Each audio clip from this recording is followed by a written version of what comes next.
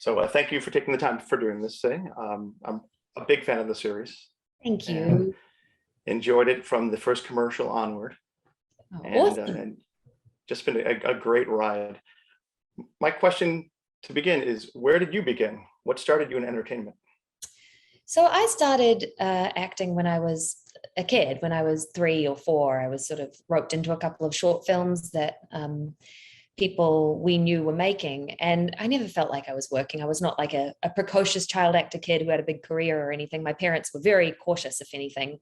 They just sort of were like, oh, okay, well, this person who we know has now asked you to be part of this short film, and all you have to do is be on their hip, not saying anything. So it was kind of this incremental, like, fun hobby that, the same way people might play tennis or do ballet or do something else, I was able to kind of do from a young age, and just always had really good experiences. And I loved the sort of activity of a film set, and this, you could feel this kind of creative rush of energy. And, as a kid, it's just very stimulating. So I guess that's where it all started.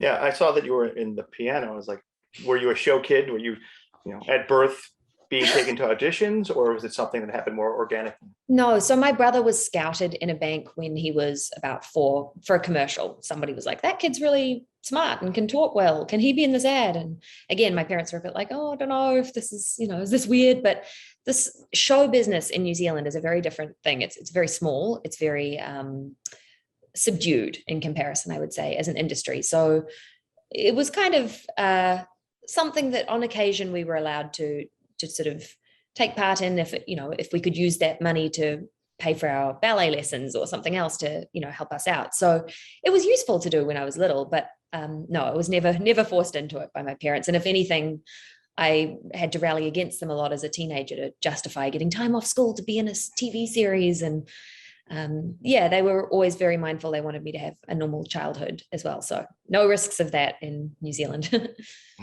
When did it become something you wanted to pursue?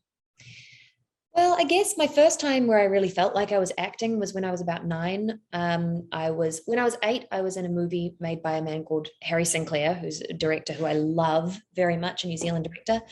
And he gave me a little bit of creative freedom in the role. I remember him saying to me, I haven't decided what your character's name should be yet. Would you want to come up with a name? And that was the first time that for me, I was like, oh my God, I have input. I'm not just a doll that walks around. Like, my opinions matter. And it was a smart move of his, because it didn't matter to him. My name never even gets used in the show. But for me, it was empowering, and it felt like my opinions were respected as well. So that was like the first time I remember sort of thinking, oh, I have input. I have creative input in what this experience can be. And then when I was 9, I was in Xena, and Lucy Lawless was very generous. I played young, like Xena's soul is put into my body.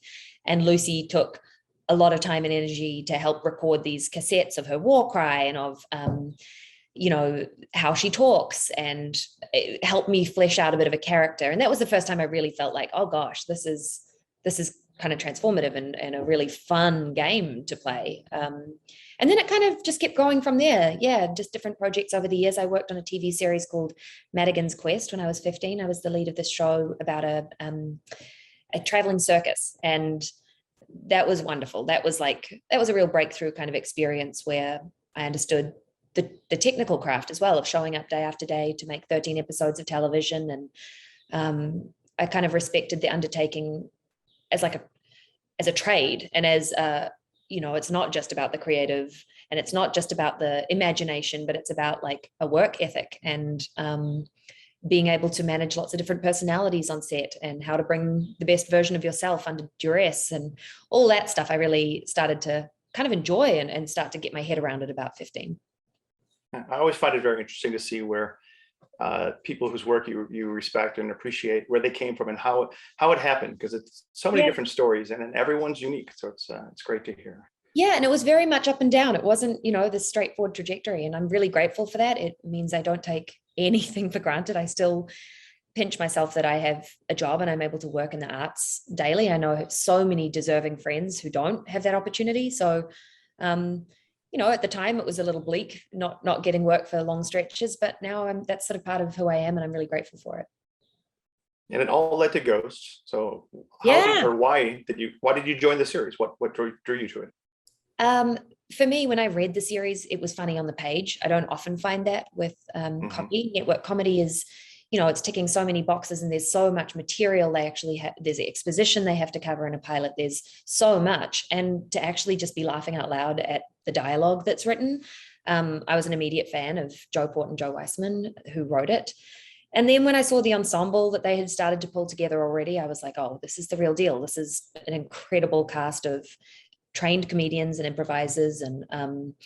And yeah, it just kind of kept getting better and better with every name that joined the cast. I was like, oh my God, I get to work with that person and I'm a fan of theirs. And yeah, it just made perfect sense. I thought that I like shows that teeter on the kind of edge of genre, of heightened realities. And I had come from iZombie beforehand, which was very much in the supernatural realm, and I really enjoy the challenge of grounding those and trying to invest in a character that we care about, and try to kind of keep some cohesion in a very sort of fantasy world in some ways. So that was very appealing as well. And yeah, it came up at the right time.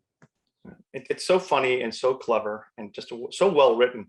How much did having this great ensemble elevate the words? Because it seems like, it seems like it's written for them and they're just pitch perfect with their delivery.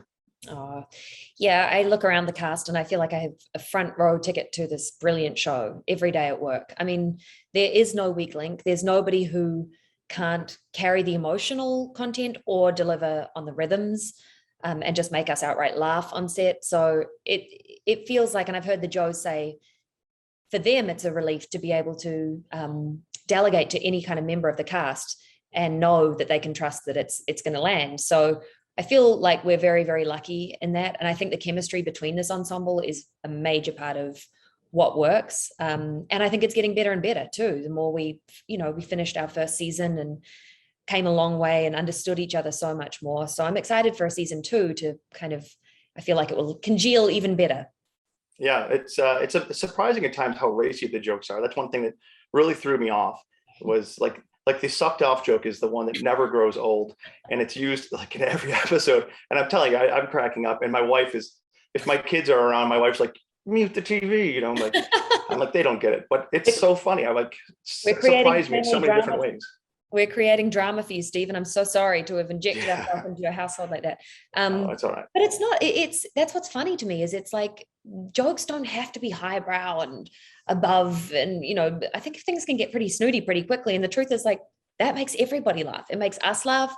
I think it is very cleverly written. And I think it doesn't just rely on those, but when they're peppered in appropriately, it's like it's just the relief and kind of alleviates the tension of all the emotional stakes that might have been built in the scene before. It's wonderful to just be able to laugh at something that anybody can enjoy, and it's very accommodating, I think, the humor. Do you have one joke or one moment that stands out as the funniest?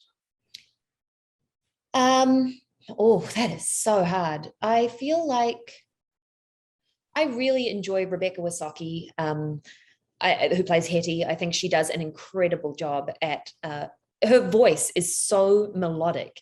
Her intonation is so perfect. And she'll throw in even like the sucked off joke for her, or, some sucked off at prom. She says something like sucked up at prom. Well, I guess anything's possible. And she plays things so straight and so technically perfectly timed that I really look up to her a lot at how she delivers things. Yeah, I think that's one thing, I wasn't going to mention this, but you pointed out, it makes sense, is the different deliveries, and each actor, yourself included, brings in something. So you're not, it's not like, well, the boring part's going to happen and we'll wait for the funny to happen. No, it's all funny. So you have to really pay attention to every line and every word. Well, I think that's where working with a group of people that come from a largely theatrical or improv background, there are so many people in the crew. I come from more of a drama or comedic drama television background, but there is something about the troupe nature of our cast, and the ensemble, and the awareness that, like, you make yourself, nobody looks good by themselves. Everybody relies on everybody else to make them shine. And it's really about passing the ball and about setting each other up for the moments. And when it's that collaborative and that you feel that sort of supported by your group, I think there's something electric that comes across. And it does remind me of plays I've been in, or yeah, a very much backstage, side stage kind of experience of checking in with everyone else, and are we going to do this? And it's pretty cool. It's pretty electric on set. The great thing is too, it's kind of a Trojan horse. So on the surface, you have this ghost story and this comedy, but underneath it, there's much more heart, and there's just much more to it. You come for the laughs, you stay for the heart, and that's one of the things too that I think that I didn't expect. You watch the commercials and you're expecting, you know, a couple laughs and you move on, but there's some real deep stuff going on, which is, you know, surprising on a comedy about ghosts. Yeah, no, I think I think that's what sort of has landed for a lot of the audience. And I've had some of the most moving comments that I've read on Twitter and things, where people who, you know, essentially we're a sitcom and we're supposed to just make people laugh, but there'll be people who've reached out to us saying they have a family member who's terminally ill, and to be able to kind of have a conversation in their family home about letting go and about sort of where you could be afterwards. It's just sort of like it's been a little bit soothing, at least, or comforting to people to be able to have a sense of humor and make a topic that's so hard to talk about maybe a little bit more palatable, especially in this last couple of years where it's been, you know, a very heavy time. I think that we've been able to laugh, but hopefully comfort people a little bit too. Yeah, it's a great a temporary escape, but it doesn't ignore the world outside, because the world it's broken right now, and it's you need these moments, but at the same time, it's like taps you on the shoulder, remind you there's other stuff going on. Don't get lost. Don't hide away. Go, you know, take it from a different angle. I guess. To touch on all sorts of sort of social issues, and I think that's such a gift with having a diverse cast that bring perspectives from different communities, different eras, different philosophies. It's kind of a chance for different people to be able to view their cultural standpoint and other people to hear them. And, you know, even the characters within the show are very challenged, and hopefully in a accessible way that reaches people's living rooms, where people talk about things that maybe they had taken for granted or overlooked in the history of this country. True. And the ability to come at it from perspectives, not just different modern perspectives, but hundreds of years old perspectives that are completely, you know, out of touch with today, kind of points out and makes the point in itself of how people who still think that way, like, hey, you know, kind of wake up. And I know a lot of people who haven't wanted to have those conversations with their families. And, you know, this is a show that is reaching a lot of homes and is hopefully able to point out some of the things people feel and don't know how to communicate about. So that would be an added bonus if that's in there too. Did you expect, when you signed on and you read the first script, or I don't know how much you were given access to, did you expect this to have such depth? You know, I was a fan of the British series. I watched the first couple of episodes of the British show, and I realized that by the very premise, it does lend itself to having a lot of heart and having being able to ask some big questions. But it's always a roll of the dice. I think it really depends on all of the people involved. It's not just the cast and crew and not just the cast and the Joes. It's the entire crew. You know, we went to Montreal and filmed with. We got so lucky. We have a brilliant production design team, our costume designers, our makeup, everybody across the board there, our camera department, sound. It's the challenge of filming with a lot of improv and a big ensemble and things that, you know, get rewritten, jokes get punched up on the day. Is it doesn't just extend to us, it's to the entire crew. We have boom operators who are suddenly being told there's going to be this person's throwing in a line from over there, quick, reach out at that moment. It requires everybody to be top of their game. And at any step, somebody could have been a bit of a lemon and dropped the ball. And we never got that. We had this incredible team of technicians as well. And you're lucky to shoot in Montreal, a beautiful city. Such a beautiful city. Montreal summer, I'm there for it. Montreal winter, I'm good. I'm good to tap out. So is there a storyline or a character storyline that's your favorite for any reason? Not favorite as such. What I like is the variety, and I like the we were calling it pepperoni, the peppering of a little bit of this, a little bit of that. I think that, you know, there are certain storylines that I'm very curious to know more about. For example, the death of Alberta. I'm dying to know. There's clearly something nefarious that went on, and I want to understand a bit more of that. I'd also love to see a flashback with gorgeous Danielle Pinnock in this Prohibition era jazz singing. So there's lots that I want to see. I also would love to see more of Jay's family. I think the bits that we've talked about with his mum and his codependent relationship with his mum, there's just a lot to mine that for me as Sam would be a lot of fun. No, I think that I hope we get plenty more seasons, because there's a lot of directions that I would like this to go, and the Joes are going to be very busy, and it's a huge challenge to incorporate all of those storylines, and they do an incredible job at weaving them. The great thing about the show is that the world building can keep expanding. You keep creating new rules, but you also bring in find different ways to bring in new ghosts, which I didn't expect as well. Like even the ones in the basement, which I think were revealed pretty early on, but then they actually became part of the series. And the I forget her name, the one who was in the prom dress. Oh, Odessa. Yeah, she's fantastic. Yeah, Odessa did a beautiful job as the prom dress. Betsy Sidaro, who plays one of the cholera ghosts, Nancy, is one of my favorite actresses. She is so funny. But we haven't had somebody show up on set who hasn't blown us over. And this season, as we go into, the B&B being open and all sorts of guests coming through each week, the potential for kind of cameos of awesome guest stars is pretty endless. Can living people bring ghosts with them? Is that something that might be the way they... I'm pretty sure that the law of the show, of the ghost rules are that you can't leave the property that you're on, that you died on.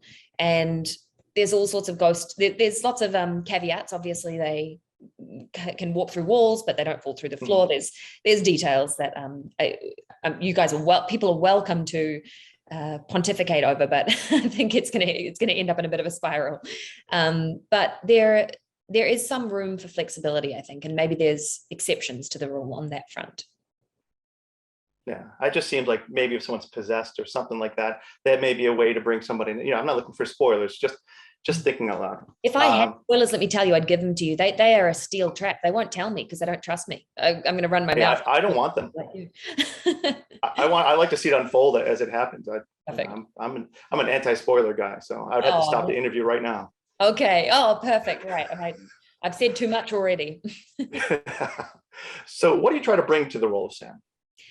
I think that Sam is, the more I understand her, the more I love her. I think she is a bit of a misfit. I think she didn't quite connect to her peers at school. I think she had a bit of a troubled family life, as we've seen when we met her mother.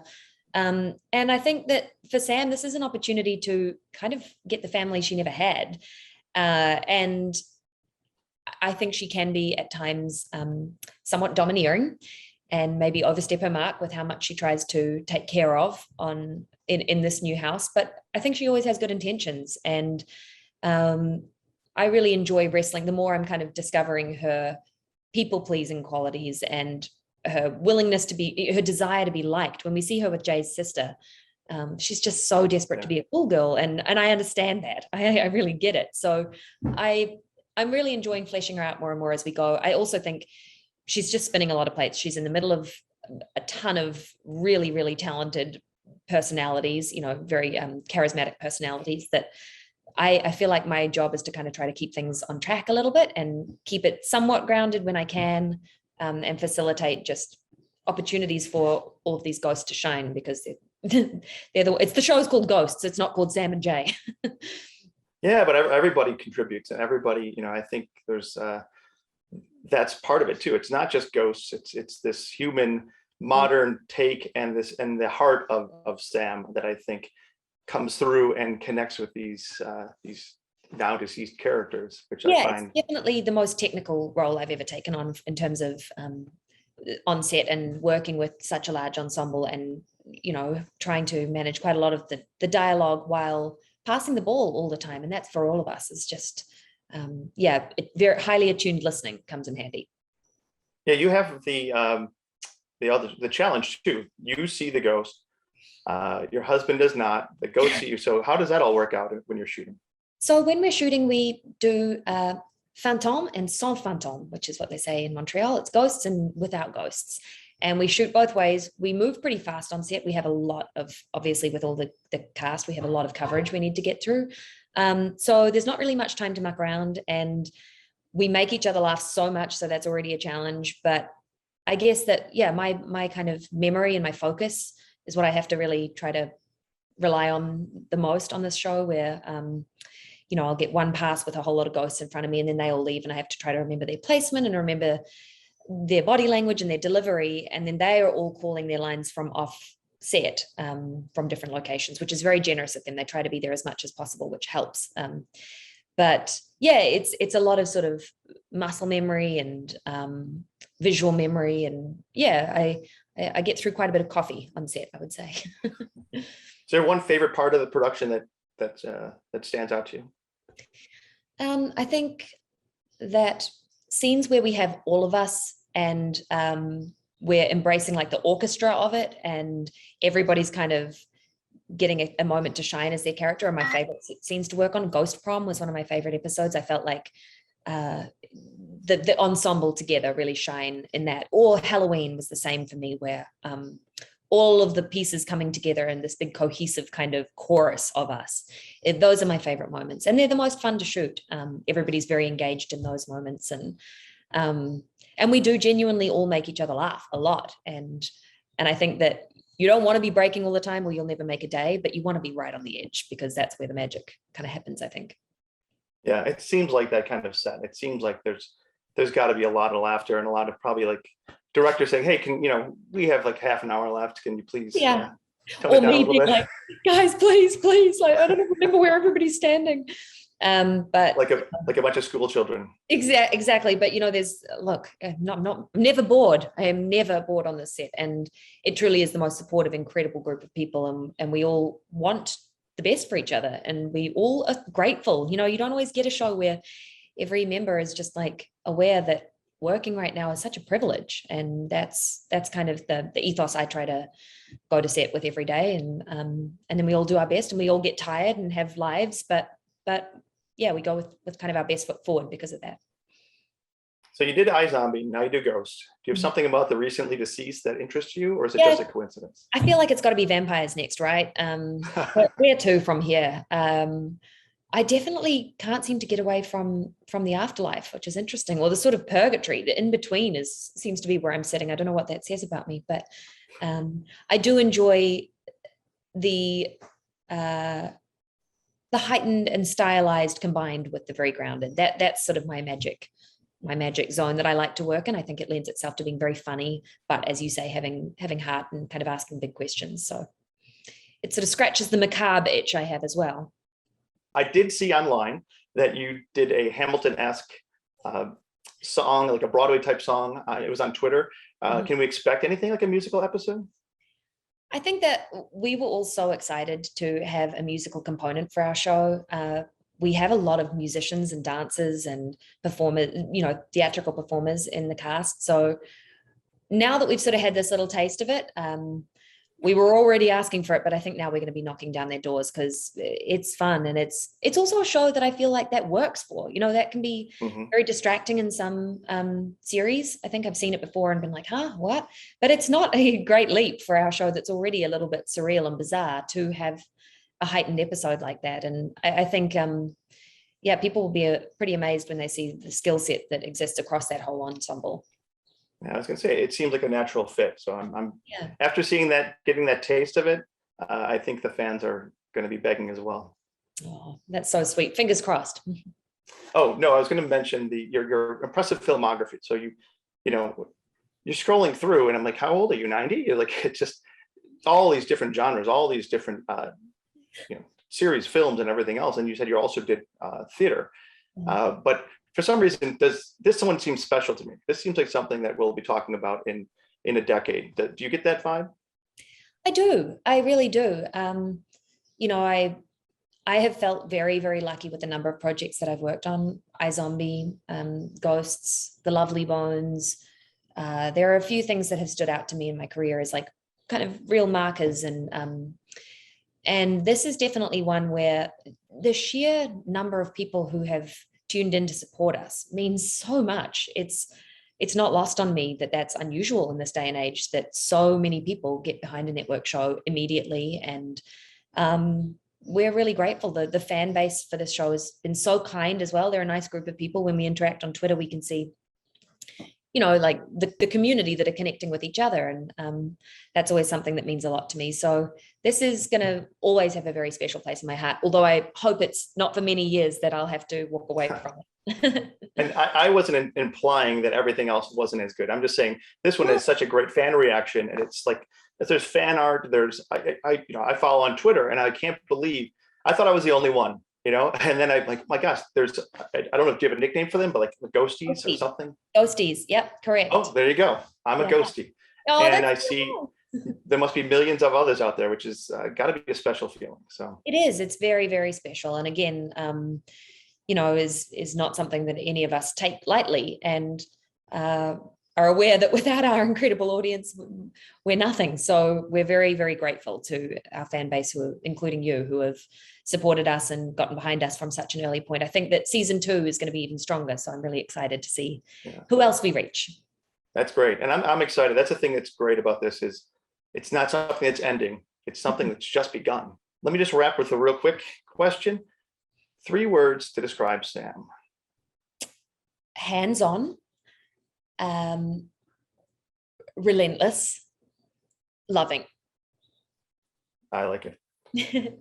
Perfect. So Awesome. Thank you so much. Thank you for your time. I really thank you for all. Oh, sorry, go ahead. No, just that I really appreciate it. Thank you. Okay. And thank you so much for your work on the show. I absolutely love it.